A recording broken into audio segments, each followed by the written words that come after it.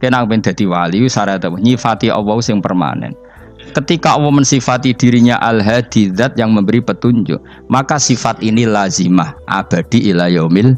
Maka apapun rusake dunya iki tetap akan ada orang baik ila yaumil.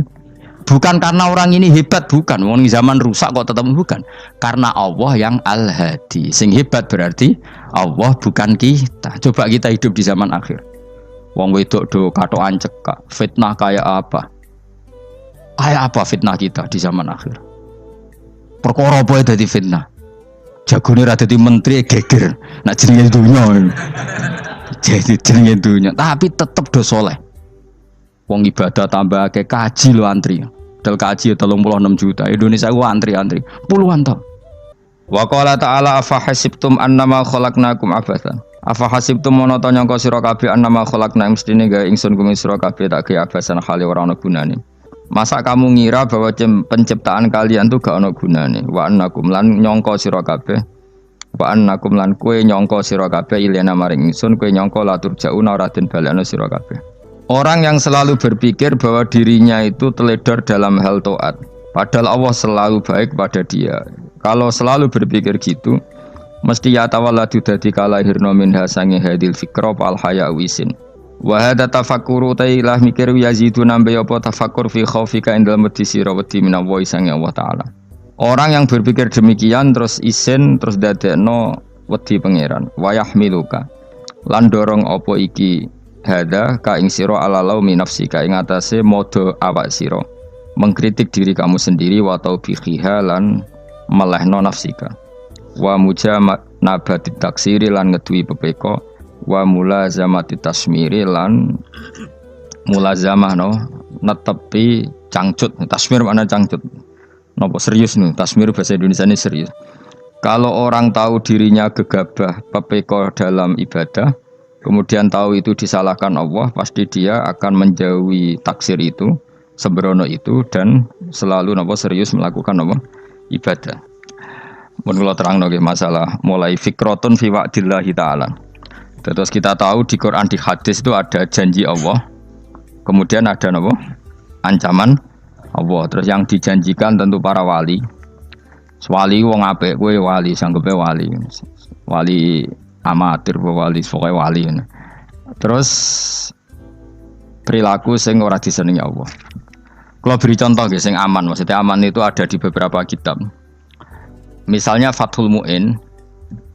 Fathul Mu'in itu kitab yang dipakai semua pesantren kitab fikih. Itu kalau ngeritik kamu kalau mau sholat, iku kudu ana melayune. Mane kula nu sering gawe syariat teng santri kula, pokoke nek ape jamaah mbuh pira kadare iku ana melayune. Guling-gilingan nak kowe iku serius. Kan yo ora lucu misalnya dipanggil kiaimu terus mlaku sewanten kan koyo ngon kan koyo wong ora peduli napa. Nah, dawe Mu'in itu sederhana oleh gawe contoh.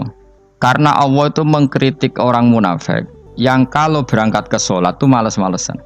Artinya fal kasal iku min sifatil munafikin. Malas-malesan adalah sifatnya orang munafik. Jadi kena ape sholat terus sampai angop terus rokoknya tindakno sik sewantes. Nah iku rondok. Rondok PKI rondok munafik kenapa? Wae rondok. Mergo sifat itu sifatnya tiyang napa? Munafik. Wa idza qamu ila sholati qamu salah. Kalau mereka berangkat ke sholat itu secara malas-malesan. Nah kebalikannya orang baik itu wasari'u ila maghfirati mirabbikum. Kalau ada sesuatu yang potensi menjadikan maghfirahnya Allah itu kesusu cepet-cepetan. Ngan rata-rata kiai nak melaku itu banter guling-gilingan nak menuju barang apik itu ketok serius. Nah kiai kok melakukan lon-lon kemungkinan nak radi duit ya ketuan. Ora pati iso ngaji, jare sing anteng-anteng kuwi ana makonane, paham no? Sekali-kali nek ngaji pas marung ana tat ngaji mlayu nganti nabrak-nabrak wong. Iku insyaallah luwih keren apa? Tapi yo ngawur nganti nabrak-nabrak. Kalau cerita, dadi mulane kadang wong khusuk ora wali, Mas. Kok kowe nu angel dadi wali. Mergo nek ape ngaji ku angop niku ora wali-wali. Mulane iki mareni terakhir iki mareni ya. Jadi tumak nina itu ada batasnya, enggak boleh tumak nina fil khairi. Kalau kebaikan kudu wasa ri'wono kesusun. Sebagian ayat kebaikan diredaksikan Allah fafirru ila wa firru iku melayu. Jadi kan apa ngaji kok lonton pe jamaah itu gak seru, kudu napa? Melayu. Ono melayune, ono unsur cepet-cepet. Mulane kadang wong anteng ra dadi wali-wali mereka kenemenen. Paham ya? Ini peringatan ke wong Solo mbek Jogja nih. Nah bab iki ape wong Madura. Tapi nak hadis la takhdhab ape wong Solo mbek Jogja. Dadi kok plus minus apa? Madura soleh lah kandhani la takhdhab paling abot. Aja gampang muring-muring. Paling abot. Lan kula di santri Madura kathah. Tak kandhani pantangane hadisnya Madura la takhdhab. Mergo Madura paling susah nak disuruh menahan muring-muring. Nah wong Solo Jogja nak kon kesusu ra gelem. Ngalon-alon waton kelakon Muhammadan. Saiki jog ngaji dirubah no. Sing wong Jogja koyo Ruhin barang Melayu. Sing wong Madura. Ora napa? Ora emosi. Jadi ya enggak apa-apa, memang kita tidak pernah sempurna. Aku wong Pantura, radi seneng misok wong Pantura niku. Mergo belah no. Tapi ini penting kula aturno. Makanya ndak ada ibadah yang Nabi itu tidak kesusu. Bahkan saking kesusunya Nabi itu pernah ada kejadian dan ini nggak bisa ditiru secara fikih. Saya ulang lagi ini nggak bisa ditiru secara fikih.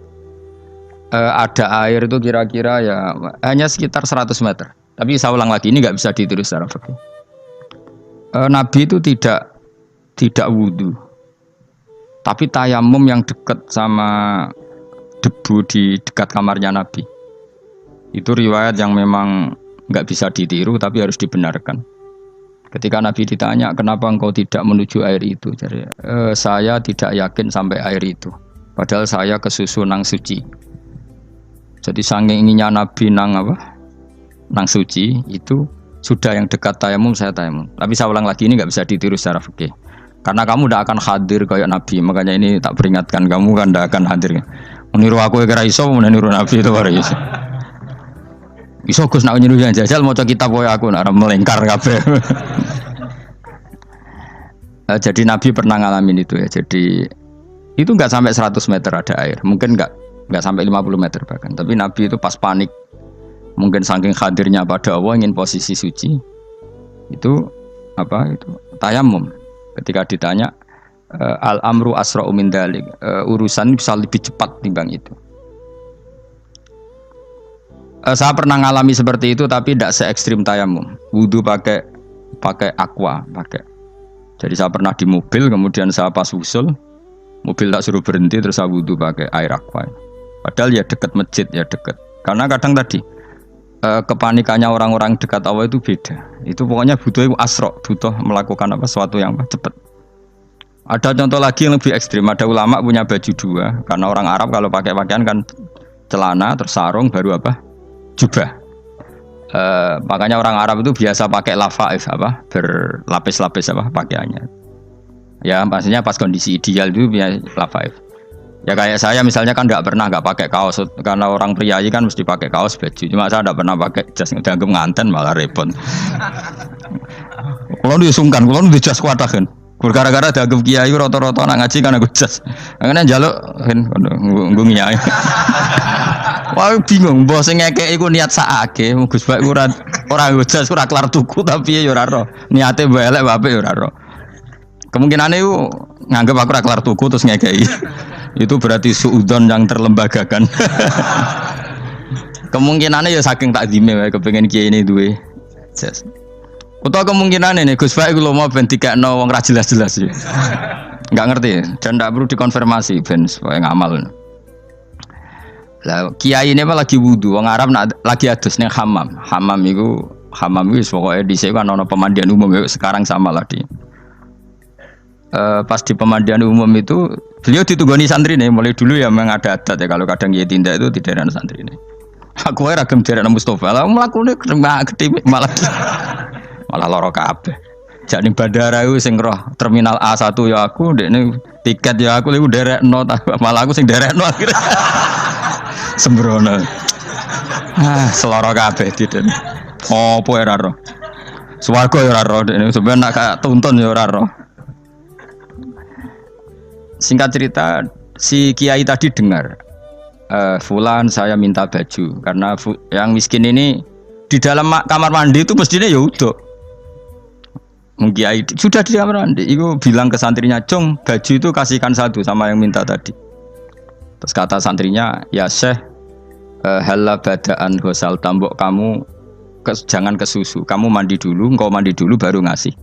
Terus kata beliau, hati saya pas itu ingin ngasih. Setelah mandi saya selesai, mungkin hati saya sudah rubah, tidak ingin apa? Ngasih. Jadi cepat itu imma takut mati sehingga kamu tidak sempat melakukan kebaikan, wa imma takut rubah. Apa? Takut rubah. Kan iso wae pas adus karena mungkin lagi seneng-senenge kena banyu, lomo. Barang 200 medit. Kan yo ora roh. Wah anak pas lomo lakoni wae engko kan iso medit. Atau pas sampai lomo wis mati. Potensi jadi kita ini mengejar waktu mati dan mengejar berubahnya pikiran apa? Berubahnya apa? Pikiran. Pokoknya walhasil dalam semua kebaikan teksnya Quran tuh fafirru ilallah, lari. Firor itu maknanya apa?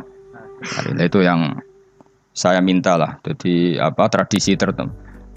Tapi memang tradisi tumak nina itu bagus. Saya hormat sama orang Jogja, Solo, Magelang tuh hormat. Tradisi tumak nina itu bagus. Tapi kadang kenemen. Karena ada momen di mana kita harus ke susu. Misalnya kebakaran kan ke susu. Kalau takut kebakaran sejak kita harus ke susu, apalagi ini kebakaran rokok, spring, itu lari. Ya, jadi ini kita harus fair. Makanya guling-gilingan. Saya tuh kalau manggil santri kok kurang lari itu tak marahin. Bukan karena saya ingin bikin syariat. Kalau mau jamaah gitu, sa'i samu kudu mlakune iku beda.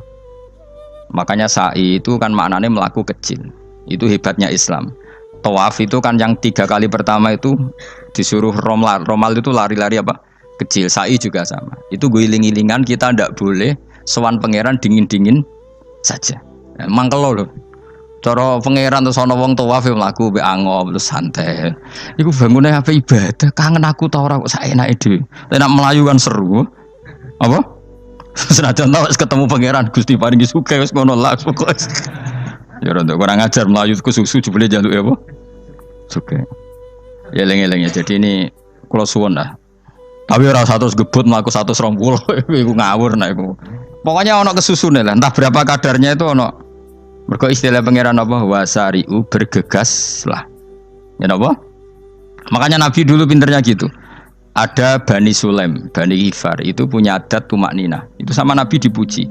Adat kamu bagus tumak nina, tapi dikurangi tumak ninahnya kalau dalam kebaikan harus ke susu. Ada daerah yang temperamental. Dikandani Nabi la taghdab. Ya sama seperti di kita kan. Orang Madura di bab musyawarah ahlul khairat mungkin bagus, tapi di la taghdab kurang. Orang Solo, Jogja di tumak ninah bagus, tapi di musyawarah kurang. Jadi makanya ini barokahnya ngaji ya dirubah sidik-sidik. Maksudnya yang plus minusnya itu dirubah. Karena saya belum pernah menemukan tag orang baik itu diredaksikan tenang, tapi semuanya redaksinya apa? Wasari'u itu apa? Bergegaslah, fafirru, larilah. Jadi fafirru ilallah, maka larilah. Firu itu lari apa berjalan? Lari. Supaya maksudnya lari itu tidak harus lari kayak pembalap itu enggak. Pokoknya ada unsur kesusune gitu. Ada unsur bergegas. Dan karena ada etis memang, misalnya saya sebagai anak dikasih tahu babak atau kangkang Gus ibu sedang gerah. Serono sewantai itu kan kayak gak ngergani wong tua. Kudu ono melayu nih. Dan di sini ini maka diredaksikan di semua riwayat Nabi itu kalau jalan wa idza masa, Nabi kalau jalan itu fakaan namayan khattu min sobabinir taqo. Semua dibak menerangkan apa Nabi kalau jalan itu seakan-akan turun dari tangga. Maknanya cepet. Fakaan naman khattu min sobabinir taqo. Jadi Nabi kalau jalan itu cepet. Ya dong ini ya. Paham ya? Ngiling-ngilingan. Nah, ciri utama berpikir secara Qur'ani adalah apa? Kamu mencari sifat-sifat wali Allah. Dan ternyata sifat wali-wali Allah itu musyaroah ilal khairat, kalau melakukan kebaikan ke susu. Dan sifat orang munafik itu kalau melakukan kebaikan bermalas-malasan. Wa idza qamu ila sholati qamu kusala. Sehingga kata Fathul Mu'in, kalau kamu sholat kudu ono kesusune, ono nasate, guling-gilingan kamu biar tidak berkategori munafik. Karena orang munafik kalau wa idza qamu ila sholati qamu kusala, kalau sedang mau sholat malas-malasan.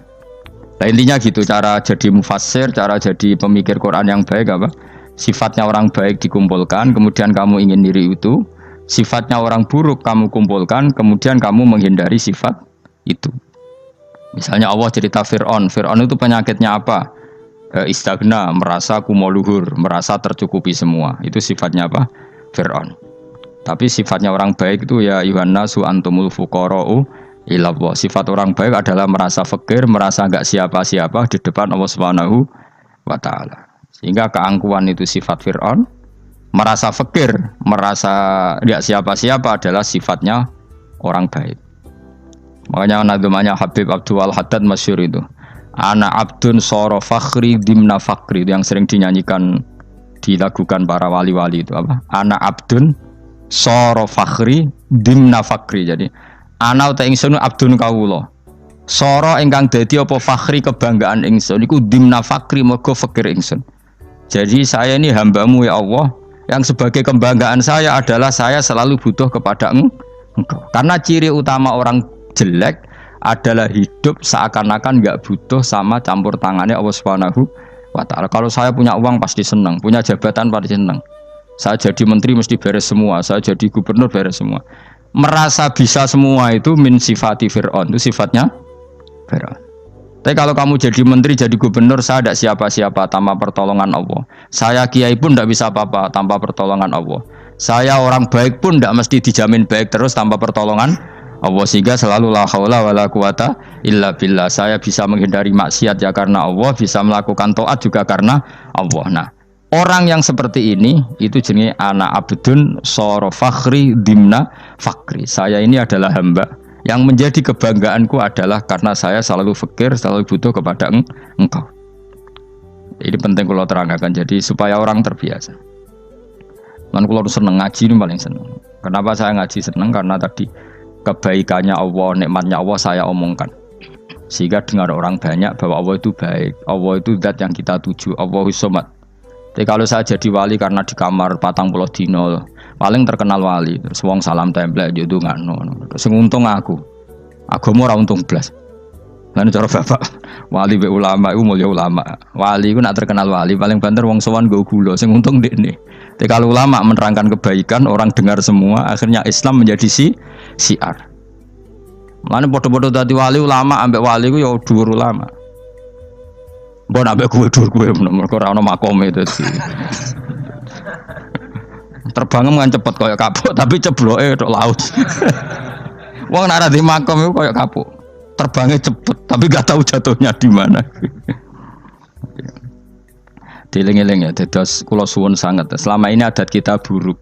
Nak nyongko anteng apik juga anteng fil khairat. Ketika kebaikan pun respon kita anteng. Tidak boleh. Dalam kebaikan harus musaroah. Harus apa? Musaroah. Musaroah itu kesusu. Nah itu makanya filosofinya apa? Kalau tawaf pertama juga kon cepet. Sa'i namanya ya sa'i. Sa'i maknanya apa? Lari-lari kecil. Jadi kalau bahasa Arab itu masa yamsi masyan itu jalan biasa. Kalau sa'a yas'a sa'yan itu jalan agak lari. Makanya diarani sa'i. Kau oleh sa'i kok leha-leha ora oleh. Tapi aja terus numpak skuter balapan yo aja. Mulai bingung mbek wong saiki. Nah wong sepo numpak skuter pantes saiki sing nom-nom lah do numpak skuter. Terus nek sing wengkek pasangan suami istri skuteran pun tuaf. Aku wis kodho malaikat mbarno aja tampa. Mangkel wong. Lagi ini sing hafal Quran ngalim diselipi ya perkara ade kono kanggo skuter. Aduh maten. Ijek enom nak tuwek tak malu. Ijek enom kan. Iku wajib mbok pasutno kan. Pasute wong fikir mandi yakin. Wah, enak wis yo terlalu senajan sah yo tapi terlalu. Ijek enom. Padahal kebualah pan srowet pasti. Piye karepe Arab Saudi ngono diolehno. Cara kula penguasa Arab sing tuwek tok meh mati tak oleh sing nom-nom tutuki ngono. Tapi yo pancen yo sanak saya sah sekedar sah. Tapi yo terlalu. Mosok sowan pangeran nganggo skuter muter. Aduh. Nah, sembrono. Yo coba lakoni ku awas kowe. Kecuali kowe tuwek meh mati wis ngono. Tuwek tok ora meh mati yo aja. Aneh-aneh. Ya maksudnya kesusu orang ngono iku. Tok budi wae. Wa minha anta tafakkar nggih. Eling-eling nggih, pokoke wau nggih napa sifatnya orang baik yang di Quran itu kita pelajari, lalu kita tiru. Misalnya sifatnya orang baik termasuk apa itu? Ala inna auliya Allahi la khaufun alaihim wa lahum Tidak pernah punya rasa takut, rasa gelisah itu harus kita tiru. Karena kalau kita punya rasa gelisah itu biasanya lama-lama agak ridho, bek kodok, kodar. Itu kudu ceria. Lu kalau sebagai manusia sering susah, tapi saya paksa, susah itu saya hilangkan. Karena kalau saya rasakan susah terus, lama-lama saya agak ridho, bek kodok, kodar. Makanya saya paksa, seneng tak paksa. Sesuai kulino. Nganti kalau saat ini kira iso susah. Di murid kira jelas sudah iso susah. Sangking apa? Nah kiai kan susah. Aku di murid wae Gus, tua pikir tak serah jelas. Goblok cara aku kiai ngono. Ora usah ngono. Zaman akhir ana wong ngaji go kitab wis hebat. Ana ngrungokno ngaji wis hebat. Ana ora paham tekone majelis wis hebat. Lah nek paham teko kan wajar, kira paham kok teko kan luar biasa.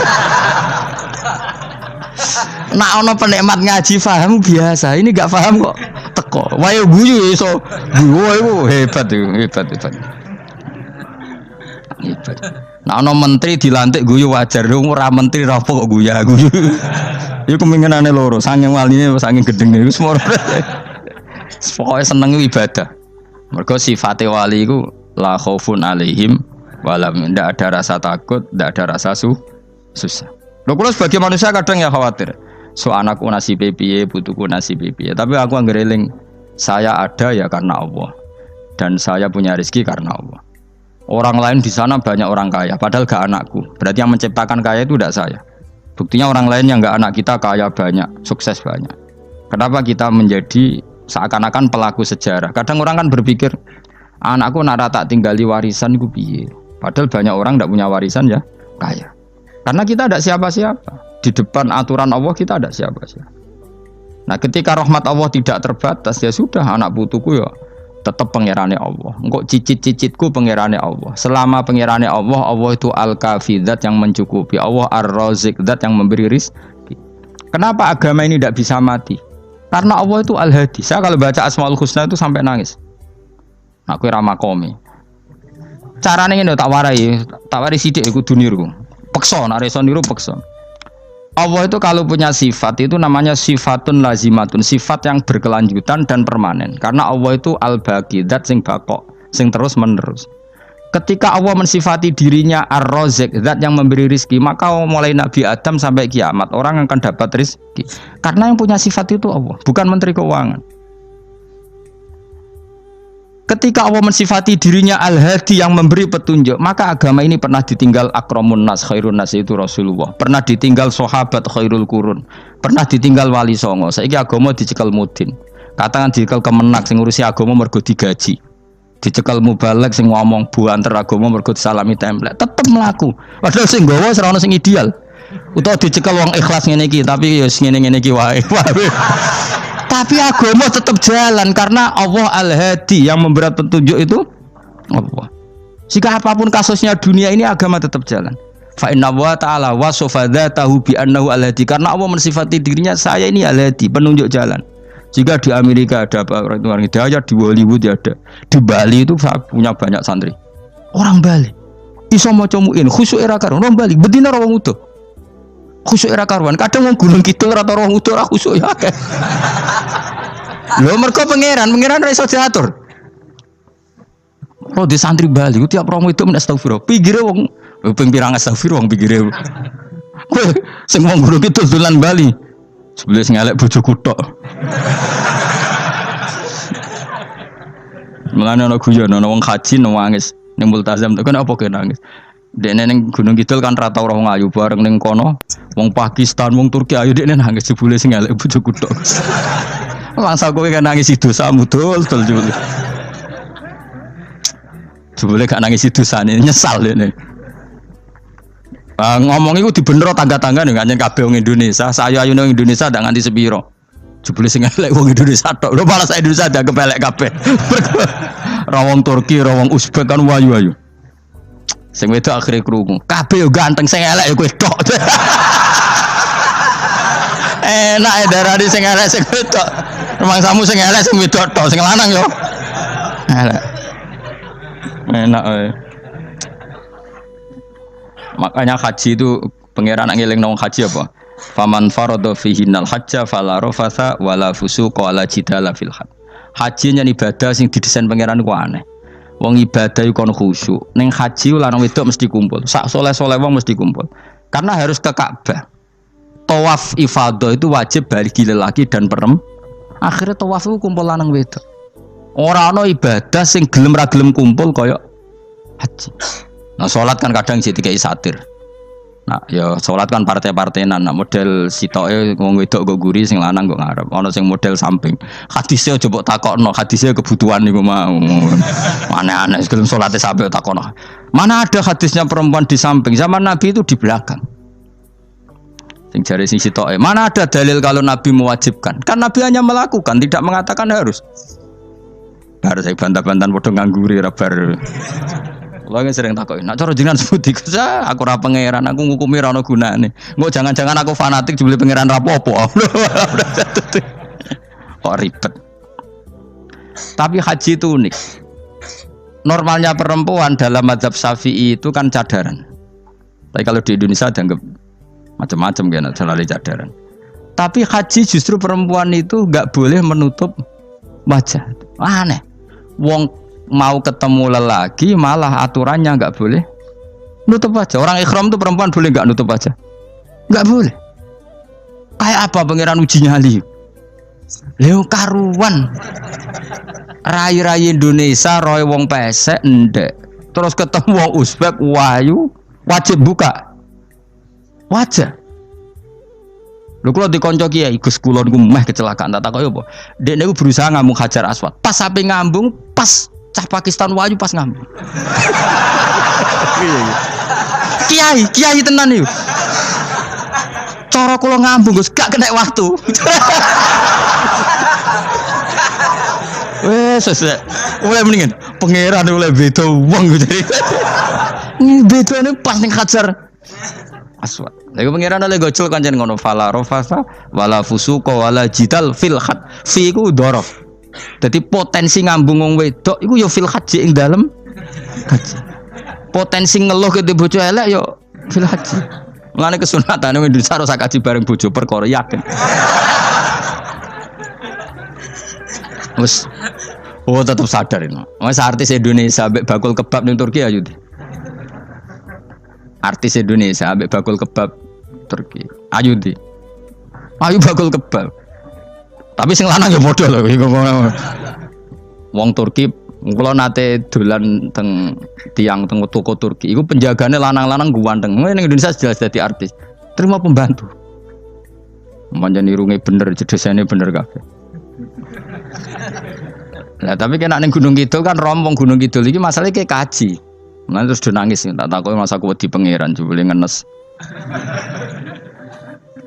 Jadi pangeran ku unik, beda wong ku unik. Wong haji ku ibadah sakral, justru perempuan itu wajib buka wajah. Enggak usah aneh. Wis pangeran ngono kersane. Mulane faman farada fi innal hajja fala rafatha wala fusuqa wala jidala bil hajj. Syarat haji ku nak kemen ditampa jangan melakukan kefasikan fil haji saat di dalam haji. Yo mau. Lah wong tawaf kok dadi sitok. Lho kula ndek kanca, wong iki kiai pas haji kula haji plus. Niku nangis tak takoki, kenging napa jenengan nangis? Aku rong tau Gus salat gurunge boko wedok. Sak urip-uripku ya ning Masjid Haram. Kula niku wong elek apa piye le Gus? Salat tu ning gurine. Kan lanang wedok dadi sitok nek kredit. Nak mumrah mungkin rapati kredit. Nak musim haji kan kadang nak sujud ya pas ning boko wedok. Kadang ya pas ayu. Pas elek rapati ngelo. Nangis wong iki. Piye gitu? Wes kredit kalau pas haji. Kenapa kok itu terjadi? Kok gak terjadi gimana? Semuanya itu wajib tawaf. Lanang wedok wajib tawaf dan Ka'bah ning tengah. Mau apa coba? Kadang sedurunge tawaf salat, bar tawaf salat tetep akhirnya kan kredit. Ah polisi kurang apa nertibkan lanang wedok dipisahno ora iso tetep. Pemene kena wong Syiah lanang wedok dadi suwi tok sak rombongan niku 4.000 2.000. Askare sing kegiles. Lah semua Indonesia ya ora gelem. Bojomu sitoke dipisah sing lanang. Wong Indonesia kan ngono ape mlebu Ka'bah kan dipisah mbek polisi sing wedok kon kan tetep ora gelem. Bojomu sitok dipisah iku piye? Selain wedi ilang napa? Akhirnya ya polisine sing kalah karena kan atok tukaran mbek askar timbang kelangan apa? Bojo. Polisine akhirnya paham maksudnya ini bojoku mau sitok bukan pisah ku piye. Akhirnya polisine mantuk-mantuk. Iya. Dia celek sitok kok pisah dadi mesti maklum. Dadi eling-eling. Dadi pangeran iku unik, iku nunjukno nak dadi wali iku ora kudu ning daerah steril. Buktine pas ibadah haji wae ujiane lanang wedok malah kumpul. Ku nunjukno fil ibadah iku ana coba. Wong ibadah kok ana coba ya haji niku. Nek ora coba piye ngambung Hajar Aswad kadang lanang wedok dadi sita. Wong kula bar tawaf jam 2:30 tawaf untuk wong dihir, untuk wong Medan. Untungnya tua kan rapati ayu kan. Jadi kan dekne iku gaduli bojone Mus. Tawaf 2:30 tawaf ifadah tawaf rukun. Lah nyongkone rombongan iku bojone, kan wong lanange kan macak ihram. Kan gak pati ketara. Dekne menawa melok muter ujug-ujug melok rombonganku. Nganti aku bar saiki ujug-ujug nangis dekne bareng ngerti gak rombongane. Nangis gak iso bahasa Indonesia wah matekno wong.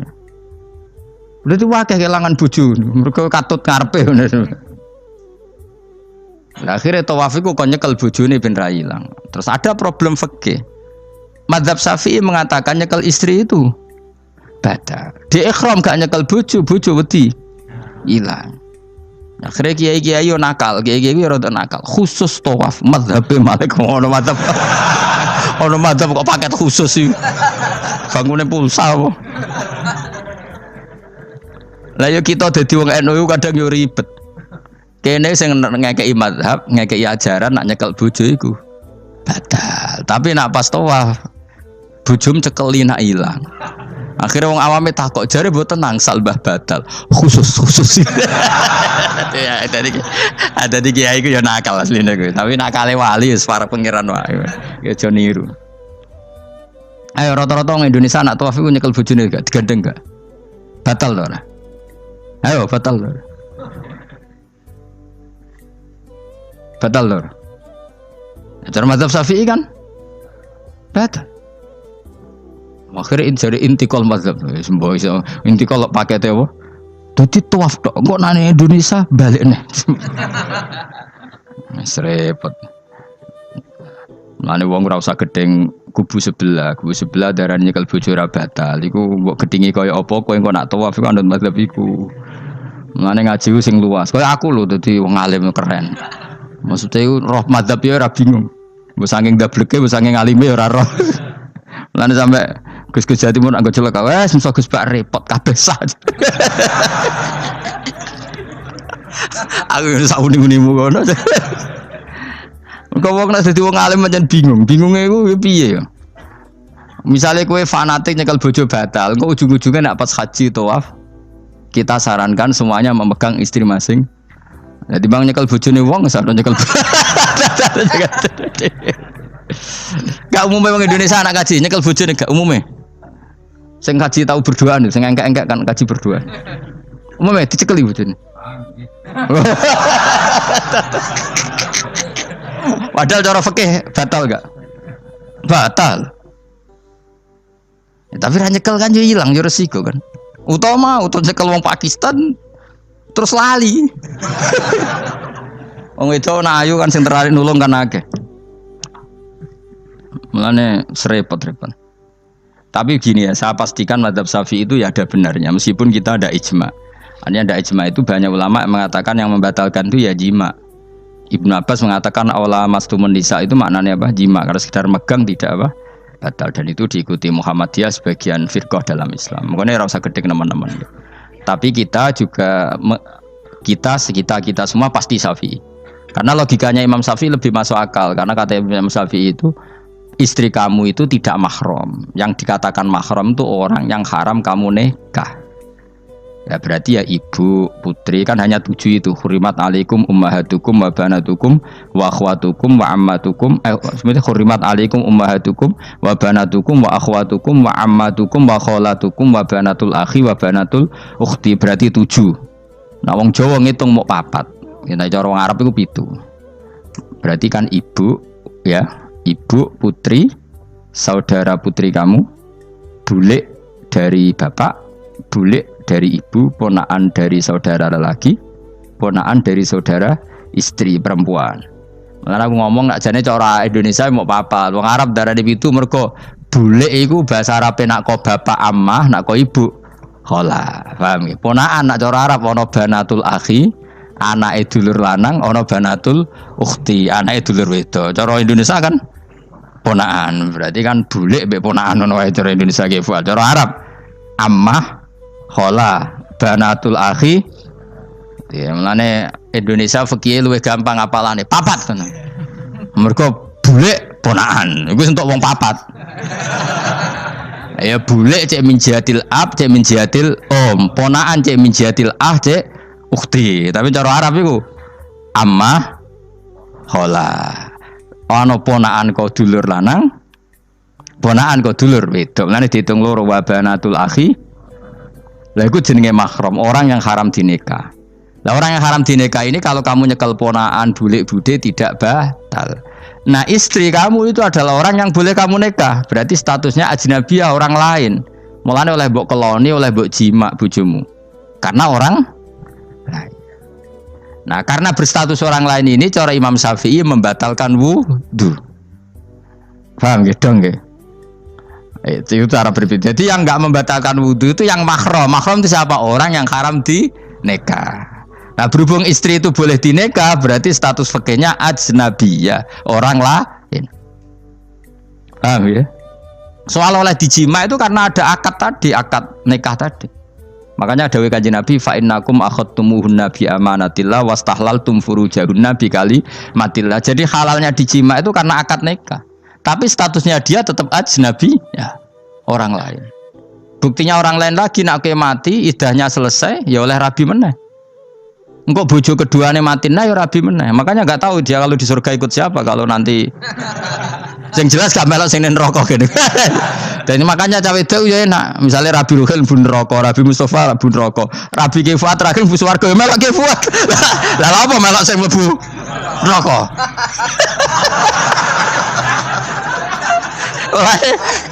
Wong wedok iki sapa portune sapa? Takoki pangeran, ki bojone sapa? Sing nang swarga sinten Gusti? Lha kok Fuad nggih niku mawon. Dhewe dhewe yo ana enake kok karek milih kok siapa. Engko nek swargane beda kelas yo milih sing dhuwur. Ya dadi wong wedok yo ana enake. Nah, tapi kita sebagai wong alim iku nek ditakoki, Gus kalau saya haji gimana? Sebujum cekeli wae, pas tawaf iku intikal madzhab. Jadi kita ini unik. Fatwa intikal madzhab khusus tawaf. Ngono intikal khusus iku ya nama wong Indonesia ora. Makanya alhamdulillah kita ini ditunggoni wong alim-alim. Sampai intikal madzhab saja kita punya referensinya. Terus ada lagi madzhab Syafi'i yang agak ringan. Begini, aula mastumun nisa itu kan khitab pada subjek itu. Saya ulang lagi ya. Ada yang mengatakan aula mastumun nisa khitab pada subjek, pada pelaku. Allah tidak membicarakan objek. Itu kan urutannya ayat kan gini, wahai orang-orang yang beriman, jika kamu pelaku, ya jika kamu dari kamar mandi atau nguyuh ngising, maka wudu kamu batal. Oke, berarti kamu pelaku kan? Pelaku nguyuh dan pelaku ngising. Atau kamu memegang perempuan. Allah kan hanya cerita kamu, maka yang batal ya pemegangnya, bukan yang dipegang. Misalnya gini, saya bilang kamu, "Ken kowe aja ngambung cawe wedok ayu." Ketika Ruhin ngambung, sing dosa sing ngambung apa sing diambung? Sing ngambung. Di mana-mana pelaku itu yang kena hukum. Sing diambung kan gak dosa, musibah kan? Wong diambung Ruhin ku isin lho. Nah kan gak mungkin aku muni ngene. Misalnya saya jadi polisi Aceh, polisi syariat, kan gak bisa mentakzir perempuannya tadi.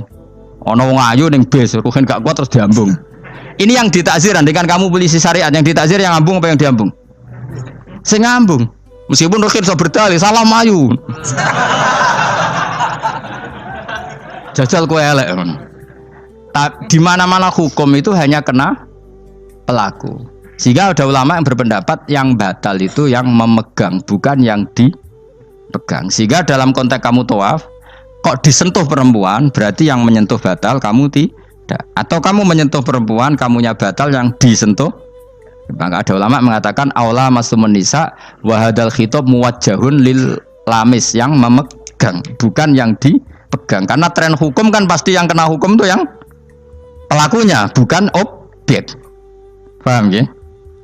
Tapi kita sudah kadung Syafi'i, objeknya dibatalkan, subjeknya dibatalkan. Karena ya pikiran Imam Syafi'i ingin wong dabung ruhin iku regane jatuh gak kira-kira masalah cocok ra cocok tetap jatuh. Artinya objek itu tetap kena efek apa? Wis cocok ra cocok kan kenapa? Wis ngene misalnya gini. Ruhin wong hipersek, wong wis pokoke hiper. Terus dicekel wong Turki, ayu. Kira-kira dia dikrosot ta ora? Wis ngajen objek. Jawab. Lho angen-angen kowe ojo mikir ngono. Misale ya. Ruhin, Mustafa lah khusuk lah. Kowe bos. Kowe terus digandeng wong wedok Turki ayu. Krosot gerjel ta ora? Kowe objek lah. Krosot.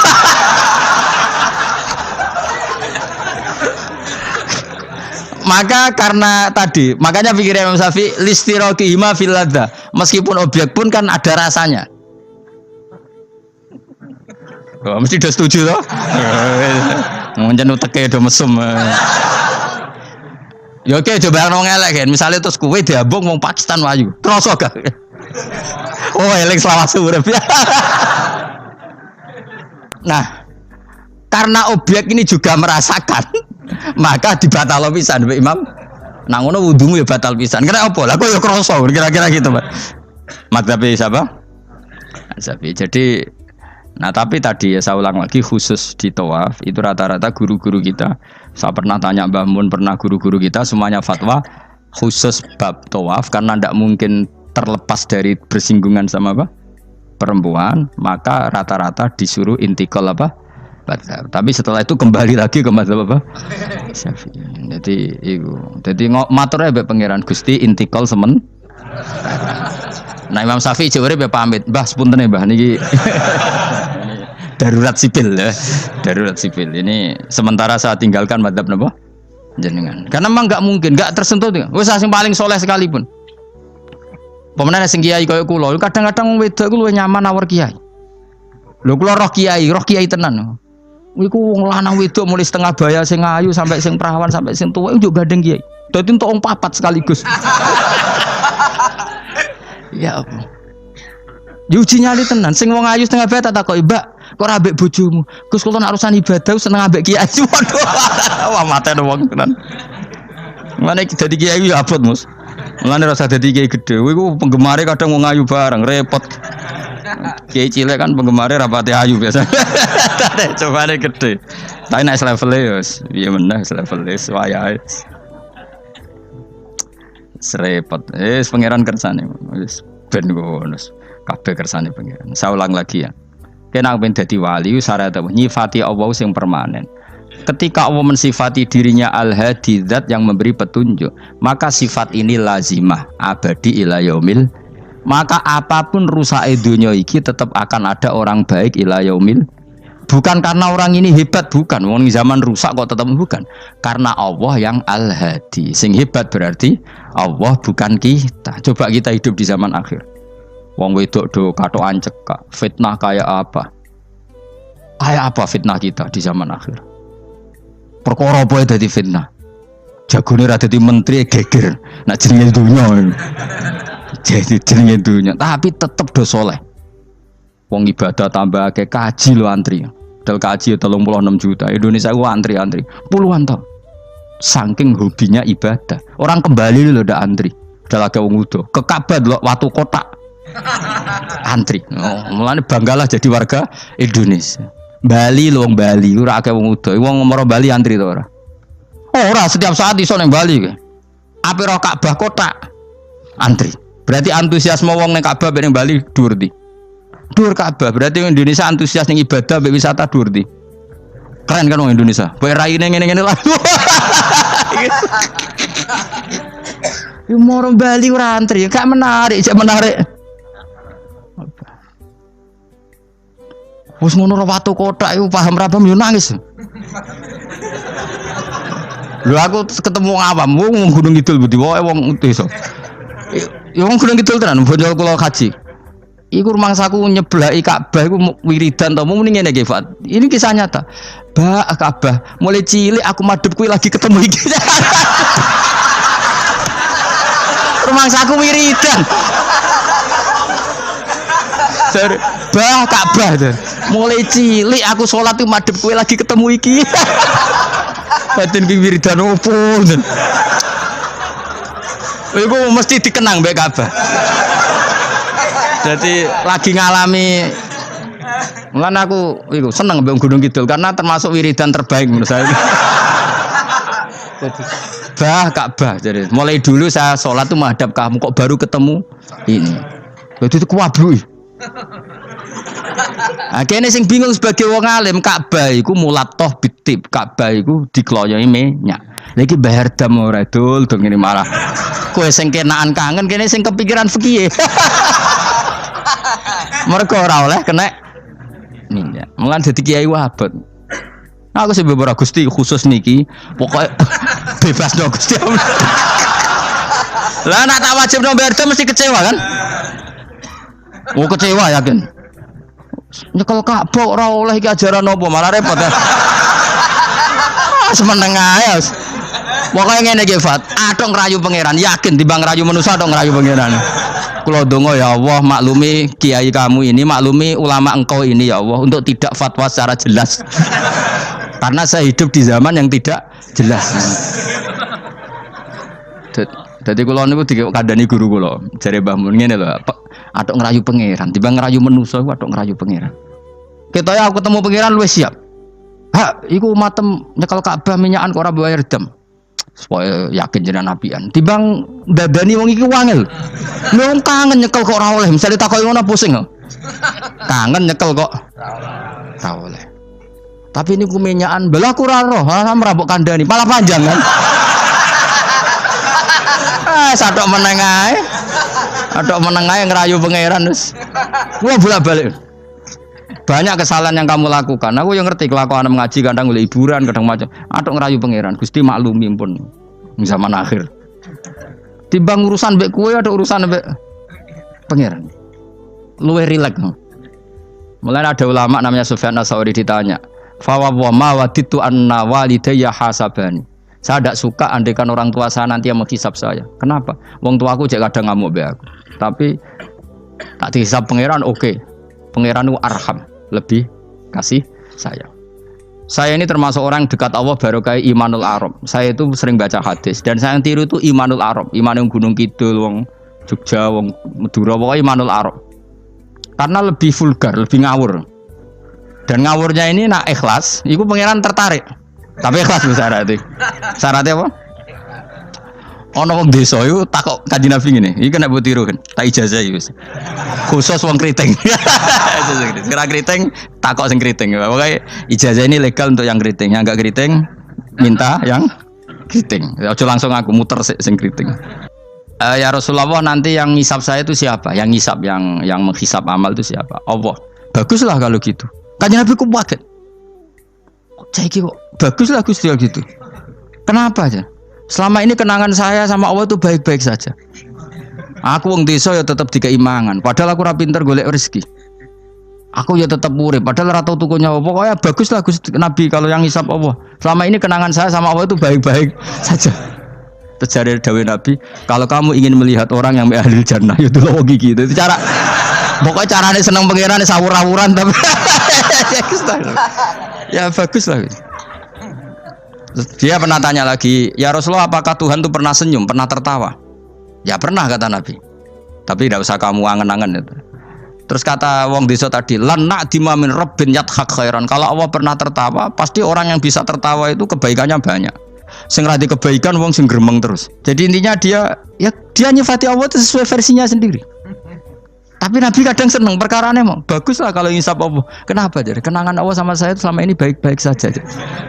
Mesti dene ngrasa wong desa ya mangan, jadi mripat loro, ya irung, ya pokoke dene gampang syukur. Wong aku ora iso ge mripat ya dikai mripat. Aku ora iso di tangan ya dikai tangan. Jadi kadang wong desa iku cara iman lebih. Lho elemen iman kurang ajar. Imane wong kota iku kadang saene dhewe. Syukur ngenteni diangkat dadi menteri, dadi pejabat. Kaya kowe ini syukur ngenteni kreditem lunas kan keribetan. Wong desa gak. Kenapa kamu mengatakan Allah baik? Ya Rasulullah aku ora tau kepen di mripat ya dikai di mripat. Ora kepengin duwe tangan ya dikai. Selama ini baik-baik saja. Jadi dia ngukur peparing nggak meripat tangan orang jabatan gak cocok kok ambek imane wong bedui-bedui ini. Tangan kan ngaku kadung duwe, meripat yo kadung Nyibang bayangno dadi merenti kan repot. Bayangno ngalim mungkin tambah repot meneh ngono. Jadi apa ya? Makanya Rasulullah itu kadang suka sama wong desa. Wong desa itu Nabi ngendikan aksaru ahlil jannah al-bulhu. Aki-aki penduduk swarga itu al-bulhu wong goblok-goblok. Wong goblok luwih gampang syukur. Jare Mbah Mun kalau cek yang ditan. Aku kadang yo iri ambek wong goblok. Tahu Mbah Mun zaman masih kiai anyaran. Itu rombongan wali. Ning tanjakan bisa macet. Iku Mbah Mun karena orang pengalaman wedi nak rime blong piye. Iku wong desa tuwenang pas macet di handrem itu tuwenang. Sing mangan jajan teman jajan santai. Kita kok beblak kok santai iki nak gludung piye. Pun dipikir super bah.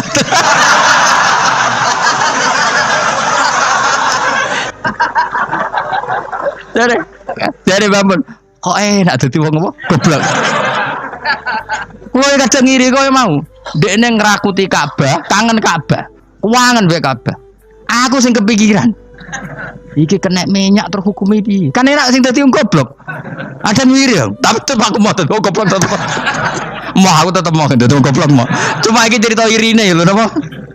Urip kok penake ngono. Sesuk tak takok ya. Lah kowe mikir bambu swarga to. Lho kan dipikir jenengan Gus jenengan kiai ini. Matekno wong. Mulane aku di umat kowe yo mikir. Jangan-jangan kowe swargamu ape anut aku. Matekno wong tenan. Dadi wong goblok ku penak uripe ku. Radio duit proposal loro, enak loro kode BPJS kan. Orang untuk sumbangan daftarkan diri sebagai orang miskin. Ben kono dipikir Menteri Keuangan, pokoknya ram larat, marat-marat no dewe kondo. Enak dadi wong goblok wong pinter. Coba wong goblok sak Indonesia ku dipikir pakar-pakar sing doktor. Saiki wong mikir mbak sing dipikir enak ndi? Ayo jawab. Wonor wapat tenanan ngentas kemis. Sing melarat sewantai ngopi rokokan. Santai. Aku kadang giri guys. Bapak itu anggar, bapak habis subuh kan ngaji nyemak bocah-bocah. Ben mlaku ben bapak. Delok wong awam ning warung-warung seneng. Wong kok enake ngono. Marung pantes, rokokan pantes, utang yo pantes. Ngene kiai utang ra pantes, rokokan ning warung ra pantes. Mulane berbahagialah para orang bodoh ya tadi.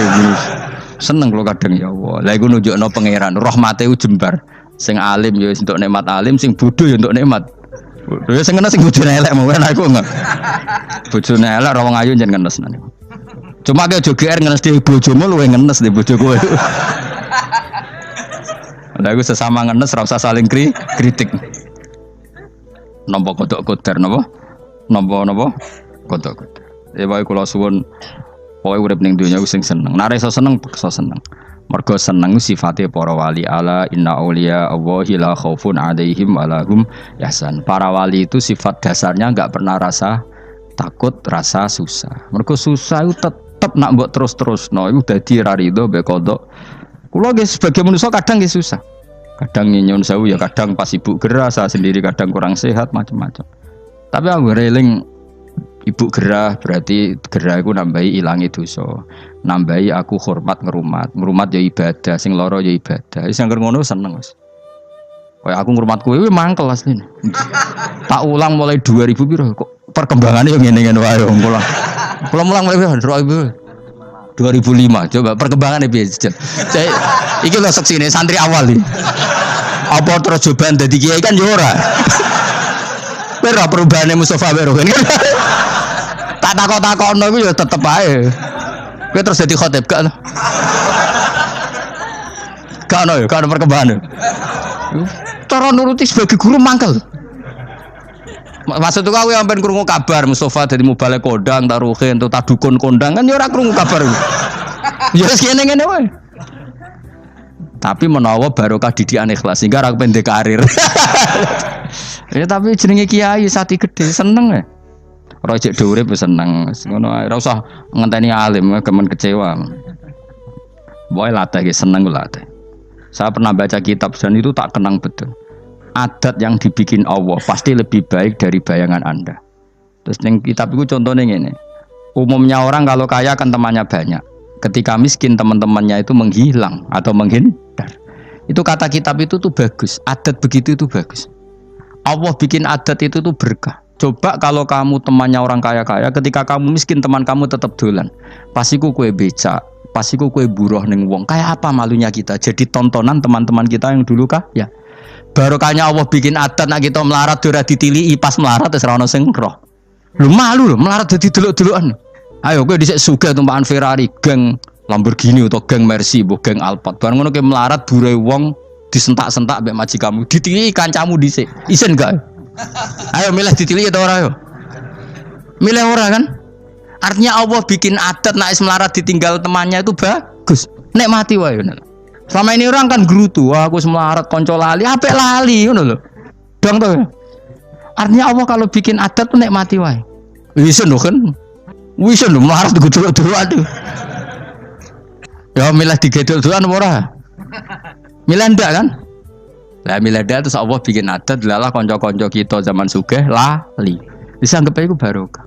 Tapi uang kadang kan gak terima. Padahal Allah bikin adat itu dikira-kira. Tetap apa yang jadi sunnatullah itu yang terbaik. Dalam Islam senang itu sudah ibadah. Jadi di antara ibadah terbaik manusia itu senang. Jadi kalau analoginya kita dikasih rumah teman atau mertua atau guru atau siapa saja, hal paling menjengkelkan itu ya sudah dapat gratisan gerutu itu gremeng. Nah ini kita sudah pakai buminya Allah itu gratis, pakai airnya ya gratis, pakai oksigen ya gratis, kok masih gerutu, itu sudah jadi hamba yang nggak bener itu. Jadi bayangkan kalau kita pakai oksigen bayar, pakai buminya bayar, pakai airnya bayar semua, kayaknya kita tidak mampu membayar ya. Dan kita sama Allah hanya disuruh ikrar, disuruh sujud. Pentingnya ilmu satu bahwa itu akan menjadikan satu perilaku. Misalnya begini ya, dulu itu kiai-kiai Jawa zaman dulu itu berpatokan karena dulu pemerintahan Hindia Belanda, seorang lagi masih pemerintahan Hindia Belanda. Itu dalil yang sering diutarakan itu sebaik-baiknya umara itu yang datang ke ulama, terus sejelek-jeleknya ulama itu yang datang ke umara. Tapi semenjak pemerintahan Indonesia dan kemudian ditandai beberapa tokoh kayak Gus Wahid putra Kiai Hasyim jadi Menteri Agama, ada Gus Wahid putra Kiai Wahab juga jadi Menteri Agama, ada Kiai Fatur Rahman keluarga Mbah Maimun, keluarga Sarang juga pernah jadi Menteri Agama. Kemudian bersamaan dengan itu dibangunlah satu pegangan ilmu. Pegangan ilmu ini penting karena ini yang mengilhami semua orang Islam, terutama ya utamanya ulamanya. Ada seorang ustadz, seorang guru ngaji yang karena melihat rata-rata penguasa itu zalim ya, datang ke Harun ar-Rasyid. Ini perlu disemak, datang ke Khalifatullah atau Amirul Mukminin Harun ar-Rasyid. Karena beliau seorang raja tentu terduga lah atau ya umumnya atau gimana lah istilahnya itu ya rata-rata ya agak seenaknya namanya raja, namanya penguasa. Ini dalam pikiran ustadz itu tidak mesti dalam fakta. Kemudian si ustadz itu matur, ya Amirul Mukminin inni nasihun lak famusyaddidun alaika fala tajidanna fi nafsika syai'an. Saya ini mau nasihati Anda, kemudian saya cara nasihati itu keras. Tolong jangan dimasukkan hati. Dia bilang famusyaddidun alaika. Saya nanti kalau nasihati itu keras sekali. Tolong dimaklumi karena ini penting karena Anda harus dinasihati secara keras. Tapi sebelum nasihat itu diutarakan kata Harun ar-Rasyid karena beliau Bani Abbas dan beliau orang alim termasuk muridnya Imam Malik. Kata Harun ar-Rasyid, uskut, kamu diam Ustaz. Inna Allaha ta'ala arsala man huwa khairun minka ila man huwa syarrun minni. Wa ma'adzalika yaqulu Allahu ta'ala faqula lahu qawlan layyinan la'allahu yatadzakkaru aw yakhsha. Jadi ini sekaligus etika dan norma ya bagi semua dai di Indonesia dan semua kita. Wahai Ustadz kamu diam. Allah Ta'ala itu ngutus orang yang lebih baik ketimbang kamu, yaitu Nabi Musa, ke orang yang lebih jelek ketimbang saya, yaitu ke Fir'aun. Itu saja harus pakai etika faqula lahu qawlan layyinan. Kamu harus ngomong yang halus ya. Jadi intinya ini Harun ar-Rasyid komplain. Kamu itu kalau jadi ustadz kok ngaji kira-kira gitu. Jadi betapa baiknya orang dulu memahami Quran. Jadi Quran itu dibaca, kemudian kita mungkin baca terus jadi cerita. Mungkin ada yang baca jadi perilaku, ada yang baca kemudian itu mengilhami, membentuk. Nah kira-kira itulah yang membentuk kiai alim di NU, di beberapa pesantren maupun orang-orang alim di luar NU. Asal apa ya, ngajinya dan bacanya seperti kita, pasti seperti itu. Karena cara berpikir tadi sudah. Jadi akhirnya si Ustadz tadi keluar dan minta maaf, anta a'lamu minni, ternyata engkau lebih alim ketimbang saya. Jadi kalimat famusyaddidun alika, saya akan keras cara memberi nasihat, itu yang diket, yang dipotong, yang dibatalkan atau yang diralat oleh Khalifatul Harun ar-Rasyid. Yaitu dikatakan inna wa ta'ala arsala man huwa khairun minka ila man huwa syarrun minni. Yaitu Allah mengutus orang yang lebih baik ketimbang kamu, yaitu Nabi Musa, ke orang yang lebih jelek ketimbang saya, yaitu Fir'aun. Itu pun harus faqula lahu qaulal layyinan. Cara berdakwah harus dengan kata-kata yang halus, yang lembut, yang indah. Dan dengan kata-kata itu diharapkan la'allahu yatadzakkaru aw yakhsha. Semoga yang didakwai menjadi ingat. Sehingga dengan kemampuan ilmiah seperti ini menjadi pegangan bersama bahwa kita sebagai dai atau sebagai tetangga atau sebagai sama-sama warga Indonesia, bawaan kita memang harus faqula lahu qaulal layyinan la'allahu yatadzakkaru aw yakhsha. Kemudian dalam disiplin ilmu yang lain, halus itu tidak kuat. Angin itu ya halus, tapi kalau di manage itu jadi kekuatan yang dahsyat. Begitu juga air dan sebagainya. Sehingga tidak perlu khawatir terus kalau dakwah halus itu tidak punya efek yang signifikan. Tidak juga. Allah Ta'ala itu pengelola angin. Angin itu kekuatannya dahsyat. Sehingga Nabi Sulaiman dikasih kekuatan angin dan bisa terbang kemana-mana. Kemudian sekarang jadi teknologi yang banyak memanfaatkan angin. Mulai rem, mulai apa saja. Sehingga dari cerita saya ini kemudian terus kiai-kiai itu membentuk dakwah termasuk di ekonomi dengan cara yang rileks. Nah cara rileks itu satu tentu dimulai dengan ilmu. Misalnya begini, saya beri contoh. Ketika ada orang melafadzkan kalimat la ilaha illallah, tiada Tuhan selain Allah. Kemudian kalimat ini mungkin kalau orang NU baca itu rutin ya, karena kiainya kelamaan dia yang ikut sambil tidur ya. Kalau tahlil itu disebut kiai tertentu itu mesti yang belakang wah suwi itu kalau kiai itu lama itu. Nah kiainya juga karena jadi lakon ya kan lebih semangat karena pegang mic. Biasanya gitu di NU itu. Kalau khotib mesti semangat karena yang pegang mic, yang dengerin mesti ngantuk karena monoton gitu. Karena yang mendengerin sudah tahu pasti nyuruh baik meninggalkan yang jelek. Jadi ilmunya sudah disimpulkan dulu. Setiap yang tidur di masjid mesti tak tanya kenapa tidur. Ilmunya ada perkembangan, Gus, nyuruh yang baik meninggalkan yang jelek.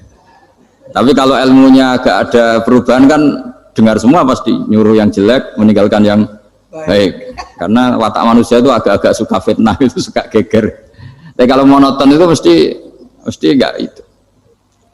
Tapi yang menjadi pegangan kita, saya ulang lagi, itu ilmu dulu. Saya ulang lagi itu ilmu dulu. Saya berkali-kali menyontohkan, kalau ada orang kafir, orang yang tidak bersyahadat 70 tahun, kemudian dia bersyahadat sekali saja di akhir hayatnya. Itu kata Allah, qulil ladzina kafaru iyantahu yughfar lahum ma qad salaf. Katakan ke mereka yang kafir, jika dia mau bersyahadat, itu masa lalunya diampuni semua. Sehingga kedahsyatan kalimat ini luar biasa. Orang yang kafir 70 tahun saja, barokahnya la ilaha illallah ini, dosanya bisa diampuni semua. Nah kemudian karena ilmu ini tidak begitu populer atau kurang dipopulerkan, atau kita sendiri kurang menghayati, sehingga la ilaha illallah itu lebih dianalisis. Cara lafadz ini, pelafatannya ada sanadnya enggak ya? Terus cara melafatkan bareng-bareng seperti itu ada tumpengan ini bid'ah enggak ya? Jadi pertanyaannya sudah tidak tentang keramatnya atau sakralnya atau fadilahnya la ilaha illallah, tapi sudah macam-macam. Wiridan cara seperti ini ada hadisnya enggak, legal enggak, terus ada sanadnya enggak. Jadi saya mohon semohon-mohonnya untuk teman-teman yang di Al-Iman itu harus ngaji ya. Ngaji itu nanti kamu tahu cara mandang sebuah ibadah atau perilaku atau apa sajalah tahu. Karena al-ilmu yurisul ahwal, ilmu itu bisa mengilhami cara pandang. Dulu yaitu saya ulang lagi, ketika zaman Hindia Belanda, karena pemerintahnya Hindia Belanda itu ulama-ulama keras sekali, sejelek-jeleknya ulama itu yang datang ke Umarok. Tapi setelah era Mbah Hashim, era sampai Mbah Maimun, itu mereka peduli sama Umarok, sama semuanya sama-sama warga Indonesia yang ingin melihat Indonesia yang lebih baik. Sehingga banyak, ya kakak saya sendiri pernah wakil bupati, terus putra Mbah Maimun wakil gubernur, ini teman saya Ki Hafid ya bupati. Semenjak itu terus, dan itu nggak lepas dari cara pandang, yaitu cara pandang diantaranya adalah cerita tentang Nabi Musa yang Allah tetap peduli sama Fir'aun, sehingga tetap didakwai Nabi siapa? Musa. Dan posisi Musa datang bukan memanggil.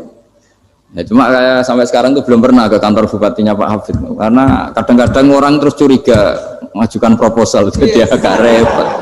Ketemu bupati itu sialnya kiai kan mesti pikirannya orang bupati ini nyangoni, kiai ini disangoni itu. Itu terus kayak kita fakir miskin itu. Jadi makanya saya itu belum pernah datang. Tapi alhamdulillah karena beliau berambisi menjadi wa khairul umara mayatuna babal ulama. Jadi datang tapi sangat ambisius ingin mengalahkan ulama, karena dia kalau datang statusnya lebih tinggi. Ya tidak apa-apa, ini tawaduk tapi niatnya agak begitu tawaduk.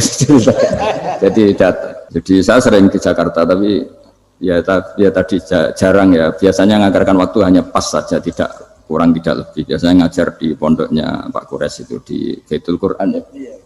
Hanya ngajar santri-santri itu. Nah, jadi pemahaman Quran dulu itu kata Imam Ghazali, itu membaca Quran itu membaca, bukan bercerita. Kalau kamu membaca seperti ini, kunta qori'an, kamu pembaca. Pembaca itu yang mengambil pelajaran. Tapi kalau kamu hanya cerita, itu namanya kunta hakian. Sebenarnya Anda tidak membaca Quran, tukang cerita. Misalnya tadi, cerita Nabi Musa datang ke Fir'aun. Itu kalau kamu hanya cerita, wah dulu itu ada orang namanya Fir'aun, didakwai Nabi yang namanya Musa. Ya ini namanya tukang cerita. Kalau kamu pembaca tidak gitu. Betapa baiknya Allah, orang sengawur Fir'aun saja inginnya Allah masih ingin diselamatkan dengan mengutus Nabi Musa kekasihnya. Itu namanya kunta qori'an, kamu pembaca betul, bukan kunta hakian, kamu tukang cerita. Begitu juga seterusnya tentang Quran, ayat-ayat seterusnya. Sehingga yang diharapkan dari pembacaan Quran itu memang kita sebagai ahli baca, ahli mu'tabir ya, ahli yang ngambil pelajaran, bukan tukang apa? Cerita. Sehingga dulu ketika Sayyidina Umar radhiyallahu anhu ketika membuka Baitul Maqdis atau Baitul Muqaddas dan diajak syukuran, pesta-pesta makan itu, beliau nggak mau. Ketika ditanya kenapa engkau nggak mau, alasannya itu langsung beliau baca Quran. Jadi saya punya sekian contoh, saya ulang lagi, saya punya sekian contoh. Orang-orang dulu dengan Quran itu menyatu, bukan sekedar dihafal tapi menyatu. Sehingga bawaannya itu sudah Qurani, sudah Qurani. Saya beri contoh pertama Rasulullah SAW, nanti Umar kedua. Rasulullah itu pernah nggak makan sampai 3 hari. Terus ditanya oleh sahabat, lalu kekuatan engkau bisa hidup apa? Terus menghentikan al-aswadani, maksudnya itu tamar dan air, hanya makan kurma dan air. Tapi beliau tidak ketemu roti atau nggak ketemu nasi lah kalau orang Indonesia. Ketika hari ketiga dikasih makan oleh sahabat, dipotongkan kambing, kemudian baru makan 3 lukmah, kira-kira ya 3 asupan nasi, berhenti. Padahal sahabat yang lapar sama dengan Rasulullah itu membayangkan Nabi itu sampai kenyang, sampai apa. Tapi ketika ditanya, seperti ini pun nanti ada hisabnya. Walatus alunna yauma idzin anin naim. Jadi acara makan-makan gini itu nanti ada hisabnya. Nabi nangis. Hanya sahabat nggak jadi nerusin makan. Jadi ketakutan orang dulu sama ketika Sayyidina Umar dijak pesta ketika memenangkan Baitul Maqdis itu. Inna wa ta'ala ayyara qauman. Allah itu mengkritik sebuah komunitas kaum karena apa? Adhabtum thayyibatikum fi hayatikum dunya wastamta'tum biha. Kamu adalah orang-orang yang jatah nikmat kamu sudah kamu habiskan di dunia. Adhabtum itu kalian habiskan jatah kenikmatan kamu di dunia. Wastamta'tum biha, kamu di dunia sudah berpuas-puas. Maka jatah Anda sekarang di akhirat habis. Sehingga Sayyidina Umar nggak mau pesta-pesta karena takut jatah nikmatnya habis. Kata beliau terus astabqi thayyibati, akan saya sisakan sisi-sisi kebaikan saya supaya tidak habis. Corong Jawa itu aja dientek-entekno biar jatahnya masih. Sehingga di dunia kiai itu ya meskipun saya akrab bupati, akrab mungkin wakil gubernur, saya itu ya jarang ketemu.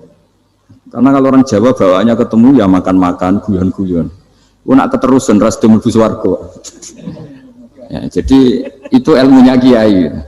Nah, efek dari ilmu ini dahsyat. Kalau Anda berpikir tentang nasib Anda di akhirat, nanti bawaannya juga tidak akan mudah menyalahkan orang lain, tidak akan menghakimi orang lain karena sibuk dengan dirinya sendiri, tapi tidak dengan makna egois, tapi makna orang baik itu siapa? Orang yang sibuk dengan aib pada dirinya, dengan kekurangan pada dirinya, saking sibuknya mikir aibnya sendiri, tidak sempat mengoreksi aibnya orang lain. Itu awal ilmu.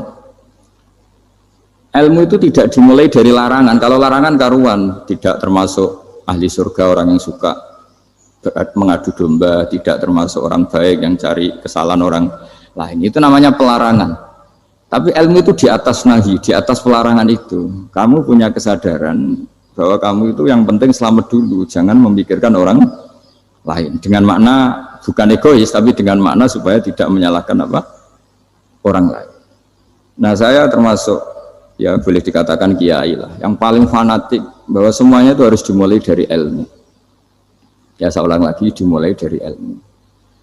Nah, dari sini kemudian saya berharap Indonesia menjadi damai, menjadi baik. Itu bukan karena kita baik-baik banget ya, tidak mungkin kita ada nabi, tapi karena sudah sibuk dengan memikirkan kesalahan diri sendiri. Sehingga misalnya kita baca Quran, Rabbana dzalamna anfusana, lalu kita langsung ingat betapa hubungan kita dengan Allah itu harus ikrar dulu, merasa zalim dulu, merasa salah dulu. Nah, kalau semua orang merasa salah di depan Allah itu mesti bawaannya agak mudah menyalahkan orang lain, karena kita bilang Rabbana dzalamna anfusana. Nah, itulah ilmu-ilmu yang mungkin banyak pembaca Quran tapi hanya baca, atau kalau baca ini tok disebut al-haqi, ahli cerita. Yang dibutuhkan tuh al-qari', pembaca kemudian mu'tabir, kemudian mau beriktibar. Seperti yang dilakukan tadi Harun Ar-Rasyid tadi. Inna wa ta'ala arsala man huwa khairun minka ila man huwa syarrun minni. Wa ma'adzalika yaqulu wa ta'ala faqula lahu qaulal layyin. Ini kamu tidak usah memaksakan musyaddid keras sama saya, karena Allah Ta'ala telah mengutus orang lebih baik ketimbang kamu, yaitu Nabi Musa, ke orang yang lebih jelek ketimbang saya, yaitu Fir'aun. Itu saja harus beretika. Faqula lahu qawlan layyinan la'allahu yatadzakkaru aw yakhsha. Dan alhamdulillah bawaan kita sebagai orang timur atau orang Jawa itu kalau mau ngandani orang itu halus sekali. Di antara bentuk kehalusan kata-kata diceritakan di ayat lain ketika Nabi Musa ketemu Fir'aun. Dawuhnya begini, fakul apa itu yang di juz 30, yang juz di juz 30 ini yang bagian dari, kan tadi hanya fakul lahu qaulal layyinan. Lahu qaulal layyinan itu bentuknya apa? Ya, bentuknya apa? Itu Nabi Musa disuruh ngendikan sama Fir'aun. Apakah kamu mau saya nasihati? Fakul halaka ila antazakka. Hal laka itu pilihan, hal itu istifham, laka itu otoritatif. Jadi betapa santonya kalimat itu, fakul hal laka ila antazakka.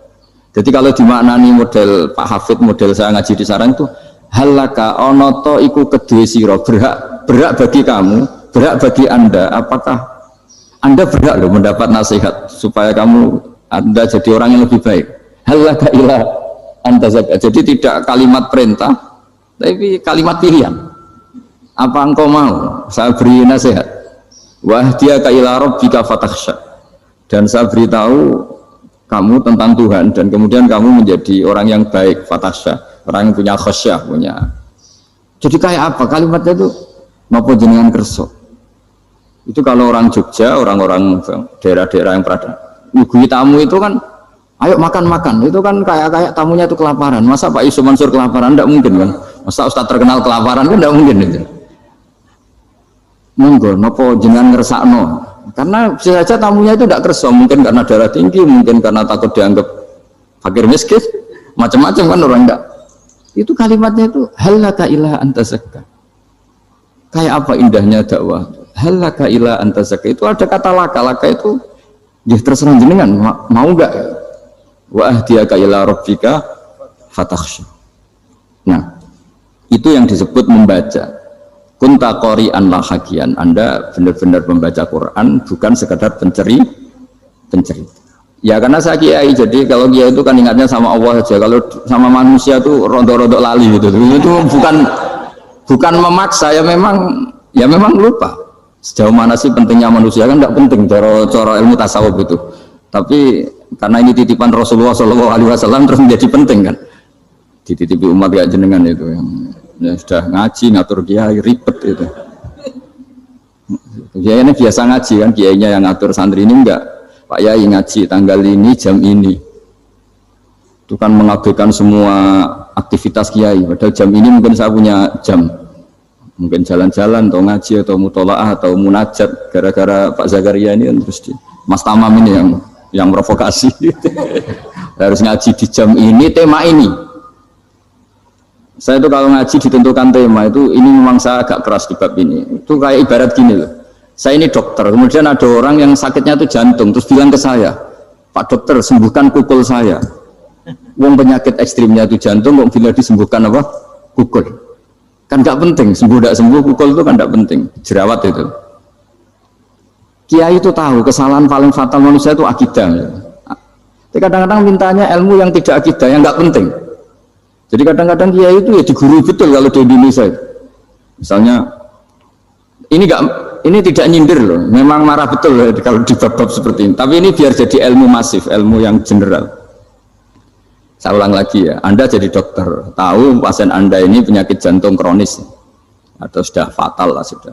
Terus orang itu bilang, Pak Yai, itu Pak dokter, tolong obati kulit saya supaya tidak jerawatan. Kamu bilang ini orang aneh enggak itu? Aneh kan? Nah, kiai juga gitu. Saya sering itu ada orang mau haji gitu, Gus doain saya jadi haji mabrur. Pernah belajar haji Pak? Dereng Mas. Mungkin enggak orang belum belajar nyupir terus kemudian minta didoain, Gus saya mau nyupir doain selamat. Nyupir aja enggak bisa kok minta doa selamat. Harusnya orang tanya kan belajar dulu baru minta doa. Tapi kali ini aliman bener ngajaknya akidah dulu, ahli sunnah. Nah itu bener karena akidah itu hal yang prinsip memang harus. Kalau kebetulan nggak bener taruh visi betul. Untungnya kok temanya bener. Jadi saya mohon ke seluruh orang-orang yang mau ngaji ke kiai itu tema itu biar yang milih kiai supaya tahu prioritas yang harus benahin. Jangan tema yang kita yang milih. Jangan-jangan tema yang kita pilih itu tidak mendesak atau tidak penting. Ini bukan apa-apa. Ini saking ingin baik saya ya, keinginan baik saya supaya dulu zaman sahabat ya gitu. Kalau ada pertanyaan salah sama Nabi dibenerin, cuma Nabi terlalu bijak. Cara benerin tuh enak. Kalau saya karena tidak Nabi saja ya agak-agak kasar kan. Kalau tidak Nabi tidak wajib bener terus. Yang wajib bener terus itu Nabi. Saya beri contoh. Ya. Nabi itu ngendikan tentang kiamat. Kiamat itu dahsyat, mengerikan gini-gini. Kalau pikirannya orang kampung itu begini. Nabi ini aneh. Cerita kiamat dahsyat tapi nggak ada tanggalnya, ada tahunnya. Harusnya ada dong, biar kita bisa persiapan. Sehingga Nabi disomasi di tengah-tengah khutbah itu, ya Rasulullah mata sa'ah. Nah, karena ini orang Bedui, Nabi nggak dengerin, masih ulang lagi. Mata sa'ah ya Rasulullah. Ketika Nabi mengabaikan itu ada dua kelompok sahabat, yang satu bilang lam yasma, Nabi tidak dengar sehingga mengabaikan. Yang kedua bilang sami'a wa kariha, Nabi sebenarnya mendengar tapi tidak berkenan. Tapi diulang lagi ketiganya, ya Rasulullah mata sa'ah. Akhirnya Nabi jawab, mau tidak mau, karena kalau enggak ya namanya orang Bedui ngomong terus. Nabi balik tanya, ya karena cara berpikir dia kalau kiamat itu jelas kapannya kan bisa persiapan itu. Paling enggak pas mau kiamat, terus pas ngaji Quran, apa kan bisa persiapan itu. Akhirnya Nabi balik tanya, ma'atatalaha. Kalau kamu berani tanya kiamat, lalu persiapan kamu apa? Ya terus orang itu bilang masyhur tuh ma'adatullah kabira sholatin wala siyamin wala kadza wa kadza walakinni uhibbuka. Saya sebenarnya tidak punya persiapan ya Rasulullah, cuma persiapan banyak puasa ya enggak, banyak sholat enggak, tapi saya mencintai engkau. Masyhur itu jadi hadis paling legenda, almar'u ma'aman ahabba, sebagian disebut anta ma'aman ahbabta. Ini kata semua sahabat yang di masjid. Si Bedui ini orang paling dibenci sahabat karena mengganggu Nabi saat khutbah. Tapi akhirnya ini menjadi orang paling dicintai sahabat karena barokahnya itu hadis itu keluar secara terbuka. Almaru ma'aman ahabba. Sebagian riwayat yukhsyarul mar'u ma'aman ahabba. Nanti orang akan sowan sama Allah bersama orang yang mereka cinta. Itu sahabat-sahabat fama farihu ba'dal Islam farahahum biadal hadis. Mereka tidak pernah senang setelah masuk Islam sesenang hadis ini. Karena kita tidak perlu soleh-soleh banget, cukup menyintai orang apa? Soleh gitu. Makanya saya sekali bilang itu ya, kadang-kadang saya jadi orang alim itu ya rugi. Ruginya tadi. Misalnya untuk menjadi orang alim kan harus hafal Quran, ngaji Bukhari, Muslim, Ikhya. Ternyata pengumuman kedua orang nggak bisa apa-apa. Gelombang kedua para pecinta, waduh, itu kan repot ya. Jadi kita yang jadi orang alim susahnya bukan main. Ternyata disaingi pengumuman kedua. Dan para pecintanya, wah itu kan akhirnya ketemu orang-orang nggak jelas tadi itu. Nah itu ya termasuk farah dalam Islam, farhatul aibin. Jadi senang itu di Islam itu ibadah. Ya, kul bi fadlillah wa bi rahmati fa bidzalika falyafrahu. Senang itu diperintahkan Allah. Saya tuh sering di kamar, kadang itu nyun sewu kayak gatelan gitu, apa itu. Ya agak kukur-kukur terus merengut saja malu. Malu saya itu dilihat Allah kok kayak agak ridho itu malu. Ya kayak tadi lah, kamu dikasih rumah gratis, kemudian pas yang ngasih datang kamu kelihatan cemberut, itu yang ngasih kan mangkel. Udah dikasih gratis masih cemberut. Sama hubungan kita dengan Allah itu semuanya dikasih gratis. Makanya tabassum, senyum itu ibadah. Kita yang nekuni ilmu hadis, betapa hebatnya Nabi ngendikan, kalau kamu tidak bisa ibadah yang berat-berat, cukup ibadah senyum. Kadang ngendikan tol koti wajin, kamu cukup berwajah yang indah, yang menyenangkan, tabassum, senyum. Kalau kamu tidak bisa membalas jasanya orang yang ngasih, minimal kamu senyum, lihat minimal kamu kelihatan seneng gitu. Makanya seneng itu sudah ibadah. Dan sekarang orang untuk seneng aja susah, karena bawaannya nuntut orang lain supaya kayak keinginan dia, bawaannya nuntut, ya ribet. Kalau gitu ya ribet. Makanya saya bilang al ilmu yurisul ahwal, ilmu itu diperkuat. Nanti yurisul ahwal, ilmu itu akan membentuk Anda. Dulu beberapa raja itu ya mau luhur karena jadi raja, punya apa saja. Tapi punya penasihat ulama itu ya nasihat itu sederhana. Ada seorang raja tanya ke kiai, gimana dengan semua kerajaan saya? Wah, padahal dia punya apa saja. Jenengan miskin sekali, itu kerajaan seluas ini. Kok bisa aja? Terus ditanya sama si ulama tadi, andaikan Anda di padang pasir, kemudian kalau tidak minum segelas air itu mati, apakah Anda akan membeli segelas air ini dengan semua kerajaan Anda? Oh iya, pasti apapun saya lakukan untuk mendapat satu gelas air.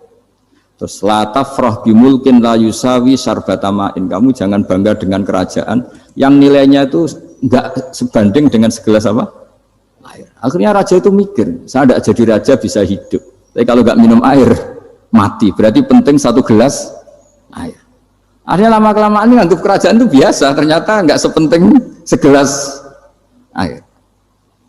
Ya seperti kita lah, misalnya orang nggak punya alpat itu tidak malu, tapi kalau nggak punya celana itu malu. Kamu mau punya alpat tapi nggak punya celana? Kan nggak mau. Yaitu ilmu itu yurisul akhwal, ilmu akan melahirkan satu perilaku. Jadi kalau ilmu Anda mantap, pasti syukurnya juga mantap gitu. Ya makanya saya termasuk kiai yang selalu mendorong pentingnya ilmu. Bahkan kata Sufyan Ats-Tsauri ngendikan saking pentingnya ilmu ada kata fa'lam annahu la ilaha illallah, dimulai kata fa'lam. Dan saking pentingnya ilmu itu setiap nabi itu status permanennya itu hanya satu, mengajar. Rabbana wab'ats fihim rasulam minhum yatlu 'alaihim ayatik, membacakan ayat-ayat Allah, sampai wa yu'allimuhumul kitab, mengajarkan kitab wal hikmah. Bahkan Allah sendiri wasofa dzatahul 'aliyah bi annahu al-muallim, yaitu Allah ngendikan ar-rahmanu 'allamal Qur'an. Jadi betapa hebatnya pengajar. Allah sendiri mensifati dirinya itu ar-rahmanu 'allamal Qur'an. Allah itu Maha Rahman yang mengajarkan Quran. Di surat Iqra juga disebutkan Iqra wa rabbukal akram alladzi 'allama bil qalam. Jadi Allah mensifati dirinya sebagai pengajar. Kayak apa pentingnya mengajar? Karena al ilmu yurisul ahwal. Ilmu ini melahirkan satu sikap. Pernah ada orang hartanya itu habis karena ngobati ibunya. Terus datang ke saya, dia sumpek karena hartanya habis ngobati ibunya. Terus dia bilang, Gus, saya ini sekarang sudah miskin karena ibu saya sakit dan harta saya habis untuk ngobati ibu saya. Terus tak guyoni sama saya. Kon kepen pinter apa kepen goblok? Kepen pinter Gus. Ingin pinter apa ingin goblok? Katanya ingin pinter. Kalau ingin pinter bahasanya jangan gitu. Harta kamu itu masih di akhirat karena habis untuk ngobati ibu. Bayangkan kalau habis untuk maksiat itu habis betul. Terus dia mulai syukur. Alhamdulillah Gus, harta saya habis secara heroik karena untuk mengobati apa ibu. Sudah pinter dia. Akhirnya miskin sampai sekarang ya tetap pede saja karena masih punya tabungan di akhirat. Dan itu saya terinspirasi oleh ilmu juga. Jadi dulu Sayyidah Aisyah itu pernah nyimpan sepotong daging kambing, disimpan untuk dimakan beliau. Karena beliau mau iftar ya, mau buka atau apa. Singkat cerita, karena bawaan keluarga Nabi itu sakhok, ada orang minta dikasihkan. Suatu saat, akhirnya kan habis. Terus Nabi tanya, yang daging tadi di mana? Habis. Terus Nabi cara menjelaskan itu indah sekali. Harta kamu itu baju yang kamu pakai, nanti ya rusak. Yang kamu makan, nanti ya ke WC. Wa tasaddaqta fa abqaita. Memang di semua riwayat itu pakai dhamir mukhatab mudzakkar, meskipun asal usul riwayat itu untuk Sayyidah Aisyah karena untuk umum. Yang kamu sedekahkan tuh yang masih. Kamu jangan bilang kamu sedekahkan tuh yang habis. Yang kamu sedekahkan tuh yang masih. Misalnya saya punya uang 1 miliar misalnya. Terus pernah tak sedekahkan ke fakir miskin atau ke kiai atau ke pondok 100 juta. Itu yang mesti masih karena kadung di luar kekuasaan kita. Kadung lillahi ta'ala. Justru yang masih itu yang potensi nanti untuk hal-hal yang kurang positif. Semenjak itu orang sedekah itu begitu entengnya karena itu yang masih. Ya tapi tentu sarannya yang tepat ya. Saya sekarang sering kampanye sedekah tepat karena misalnya sering saya itu didatangi orang kaya. Gus, saya ini punya uang banyak, ingin punya masjid biar dipakai orang Jumatan. Terus saya bilang, kamu ingin jadi orang baik betul apa baik versi Anda? Baik betul Gus. Tak ajarin mau, gak tersinggung, mau Gus. Kalau Anda bikin masjid di kampung Anda, masjid terbaik di dunia sekalipun, yang bingung saya ahli fikih. Kok bisa? Kan terjadi 2 Jumatan, nanti sahnya yang mana? Kamu enak aja bikin masjid gak? Kamu bikin masalah baru bagi kiai fikih di daerah kamu. Belum nanti orang terus migrasi ke masjid Anda karena lebih baik, koriknya lebih baik. Kamu membunuh masjid yang lebih tua, itu nggak sopan sekali, masjid itu sudah lebih tua kamu. Akhirnya mikir, nggak usah Gus kalau gitu, sedekah apa saja yang penting perintahnya dengan gimana. Ya sudah. Jadi sedekah itu juga harus dibina supaya kalau orang kan bisa saja kan uang 100 juta itu untuk fakir miskin manfaat, ternyata untuk masjid yang sifatnya aksesoris, untuk lampu yang kristal yang mahal-mahal bukan yang pokok. Itu pentingnya ngaji ya. Jadi lagi-lagi al ilmu yurisul ahwal. Ilmu itu melahirkan satu sikap. Jadi ketika ada masjid baru, kalau orang nggak bisa ngaji fikih, wow ada masjid baru, masjid banyak. Tapi kalau yang ngaji fikih ngerti ini malah ada masalah baru karena ada ta'addud Jumatan. Gimana hukumnya 2 Jumatan dalam kondisi yang tidak mendesak. Makanya sekarang saya baru kampanye itu. Dulu itu kalau ada masjid banyak itu kan faktornya beda ormas, beda pemahaman atau agak jauh, masih hukum sosial atau bawaan kondisi. Misalnya di dekat UGM itu ada masjid kampung pertama, bawaan masjid karena ada kantor besar atau bawaan ada pabrik besar atau ada sekolahan besar. Tapi sekarang itu ada pertanyaan baru, ada masjid baru karena ada orang kaya ingin bikin masjid, itu gimana ini hukum? Nah, tapi kalau orang nggak nekuni fikih itu ya langsung wah bagus untuk bangun masjid. Bagus piye gini sing kangilan memfikihkan tadi. Nah itu ilmu. Jadi kalau yang tidak nekuni fikih itu ya tidak tersiksa, tapi yang nekuni fikih itu pasti tersiksa karena seperti itu tadi.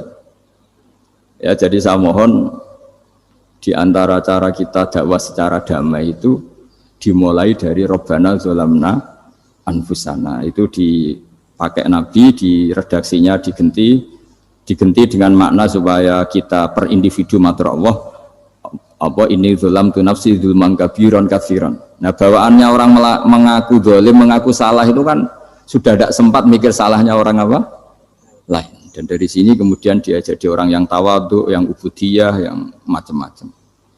Sehingga Nabi ini bukan dianggap ya, pasti penjelas terbaik. Terus Allah meredaksikan wa ma tuqaddimu li anfusikum min khairin tajiduhu indallah. Apa saja kebaikan yang kamu sudah berikan untuk Allah sampai akhirat itu ya pasti kamu temukan di akhirat. Terus yang terakhir saya beri contoh orang peminta-minta, sa'il.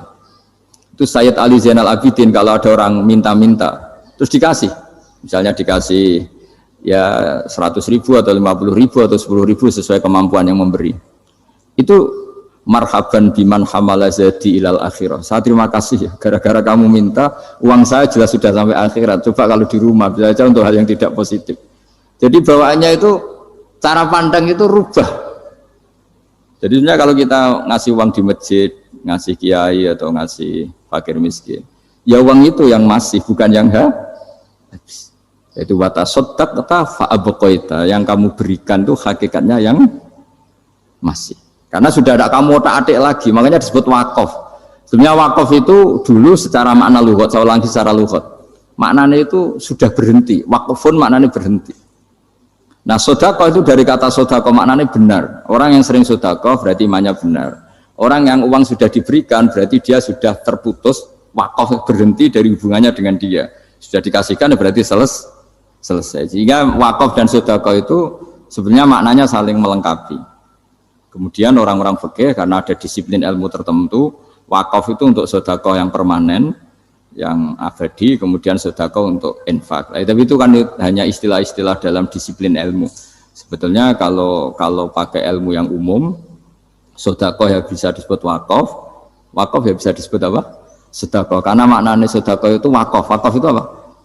Qat'u raqabatil malik an hadal mal atau an mali. Hubungan pemilik harta ini terputus dari harta itu. Jadi misalnya saya sudah wakaf tanah ini ke masjid, sudah diterima. Buat saya kepikiran gadekan atau menjual sudah tidak bisa, sudah berhenti di situ saja hubungan saya dengan kepemilikan harta itu. Makanya disebut apa? Wakaf. Dan kalau saya wakaf berarti menunjukkan kebenaran iman saya karena sudah menafkahkan sebagian harta untuk Allah Ta'ala. Disebut sodak. Makanya bahasa Arab itu gampang ya, kalau sodalqof, sodaqoh. Orang kalau bayar mahar disebut sodak karena menunjukkan cintanya. Teman yang setia disebut sodik karena ya benar dalam berteman. Abu Bakar disebut as-siddiq karena sangat membenarkan kanjeng Nabi, dan seterusnya dan seterusnya. Ya, saya kira demikian. Assalamualaikum warahmatullahi wabarakatuh.